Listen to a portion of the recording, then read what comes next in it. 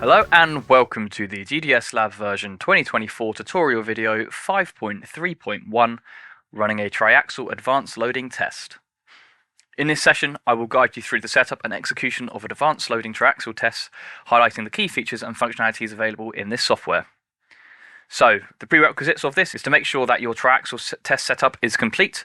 I'm using a dummy configuration for demonstration purposes, and to make sure your test is a new test. Anyway, so in the test stages, in the test module, we want to select Advanced Loading. Advanced Loading allows independent static control of normal axes during a triaxial test.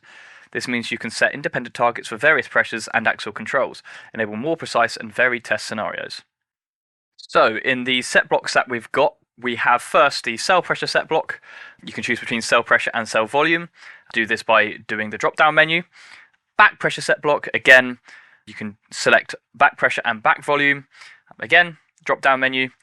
Then you've got the vertical axis set block, which lets you control parameters for the vertical axis, such as actual load or displacement. You also have different modes for each of these set blocks. You have constant, ramp, static cyclic and halt mode, and you also for some of them you'll have a constant rate.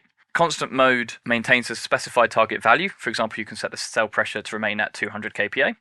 Ramp mode gradually transitions from the current value to the target value over a set time. For example, you can set the cell pressure to 100 kPa to 200 over 60 seconds. Static cyclic, this mode cycles around a specified datum with a set amplitude. For example, you can cycle around 100 kPa datum with 10 kPa amplitude.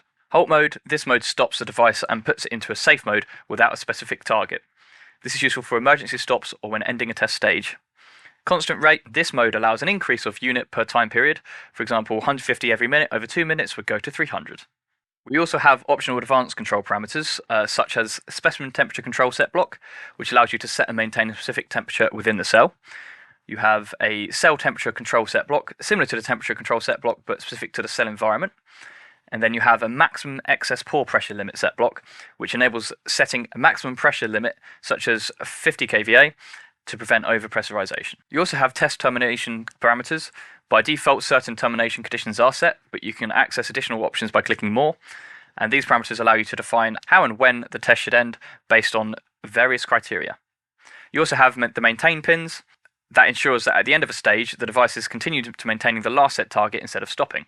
The difference being, with pressure controllers, it maintains the last set pressure, and axial load controllers continue controlling the load if the device inherently supports it. So for my example setup, I'm going to have a cell pressure ramp from 100 kPa to 300 kPa over 1 minute. I'm going to have a back pressure ramp, and it's going to have a target of 100 kPa, and then I'm going to have an actual displacement cyclic wave, of which the datum is going to be set at 0 and the amplitude is going to be set at 1 kPa, and the cycle is going to happen over 2 minutes. Then this is where I'm going to click apply and then going to go to the test and show it working.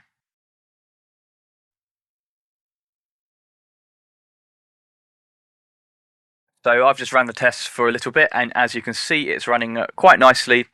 And yeah, that's the end of the video. So thank you so much for watching. This has been running a triaxial advanced loading test. Thank you.